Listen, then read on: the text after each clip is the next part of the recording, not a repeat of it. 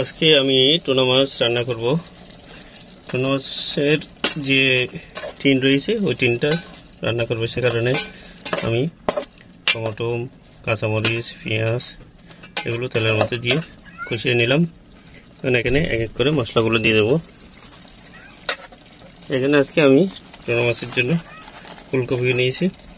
ফুলকপির সাথে টুনা মাছ রান্না করলে খেতে খুবই সুস্বাদু হয়। আমার টুনা মাছের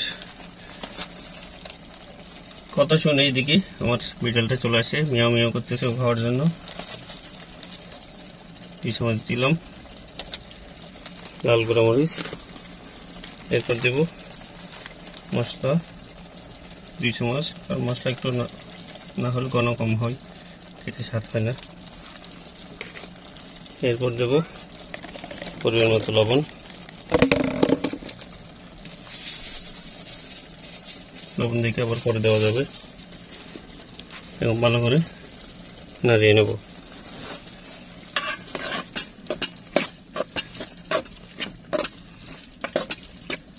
ভালো করে নাড়িয়ে নেওয়ার পর কিছুক্ষণ কষিয়ে নেব। এখানে একটু পানি দিতে হবে, যেহেতু মশলা দিছি, না হয় লেগে যাবে।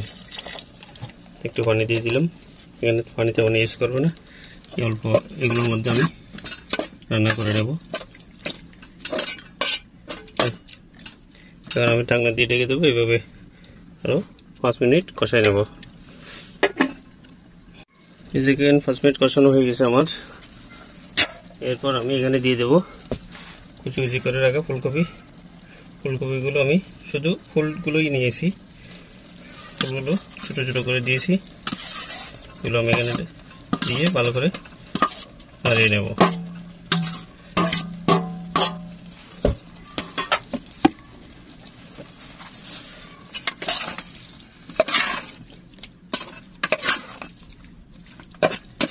একটু পানি দিতে হবে,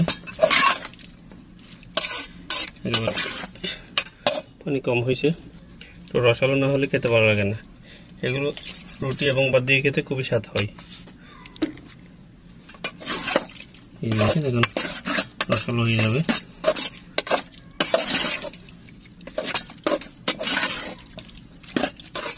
আমি আর পানি ইউজ করবো না। এভাবে আমি আরো 10 মিনিট রেখে দেবো মিডিয়াম মাছের মধ্যে। আমার রান্নাটা কতটুকু হচ্ছে, মাশাআল্লাহ আমার রান্নাটা হয়ে আসছে। এখন এখানে আমি টুনা মাছটা দিয়ে দেবো। এই টুনা মাছ দেখতে পাচ্ছেন, এরকম ছোট ছোট এবং ছোট বড় বিভিন্ন মাছ সাইজের থাকে। এইটা ধরে টান দিতে হবে। এই দেখেন, টান দিলে এটা খুলে যাবে। এখন আমি এটা এখানে দিয়ে দেবো সম্পূর্ণ। দেওয়ার পর এটা আমি ভালো করে নাড়িয়ে নেব। আমার ফুলকপিগুলো এবং মশলার সাথে মিক্স করে নেব। দেওয়ার সাথে সাথে খুব সুন্দর একটা ফ্লেভার বেরিয়েছে।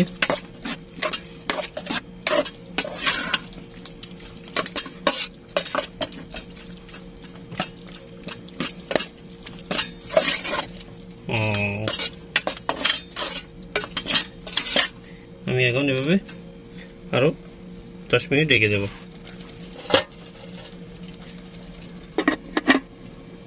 রান্নাটা কেমন হয়েছে? মাশাআল্লাহ আমার রান্নাটা বলেছি দেখেন। এটা রুটি পরোটা দিয়ে খেতে খুবই স্বাদ হবে। দেখে কেমন হয়েছে এটা একটু দেখুন। বিসমিল্লাহ। একটু লবণ দিতে হবে।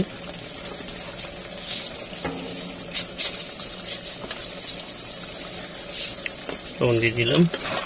এবার একটু নাড়িয়ে নিই। এখন আমি ধনিয়া পাতা দিয়ে দেবো। ধনিয়া পাতা দিয়ে আমি 2 মিনিট পর চুলার আগুন বন্ধ করে একটু ঠান্ডা হয়ে আসলে পরিবেশন করব। মানে এগুলো একটু ধনিয়া পাতাগুলো একটু মজা করে পরিপূর্ণ হয়ে আসুক। আসসালামু আলাইকুম রহমতুল্লাহ, কেমন আছেন সবাই? আশা করি সবাই ভালো আছেন। এই যে দেখতে পাচ্ছেন আজকে অসাধারণ সুন্দর একটা রান্না করেছি। তো কী রান্না করেছি এটা এই ভিডিওতে বলবো না, আপনারা ইউনুস ডেইলি গাছ কুকিং চ্যানেলটি সাবস্ক্রাইব করে রাখুন। আজকে বিকাল 3টায় তো ভিডিওতে এই মজাদার রান্নার রেসিপিটি আপলোড হবে। তো সাথে থাকুন, দেখা হবে ইউনুস ডেইলি গাছ কুকিং চ্যানেলে।